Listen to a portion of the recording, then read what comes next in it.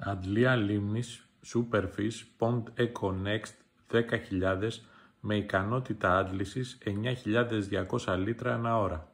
Η πιο οικονομική αντλία λιμνών με μέγιστη κατανάλωση 52 W. Εξοπλισμένη με νέο μοτέρ που εξασφαλίζει πολύ καλή απόδοση, μεγάλο υψομετρικό, βέλτιστη μεταφορά βρωμιάς και έχει μεγάλη διάρκεια ζωής. Οι λεπίδες Vortex μεταφέρουν σωματίδια βρωμιάς μέχρι 6 χιλιοστά.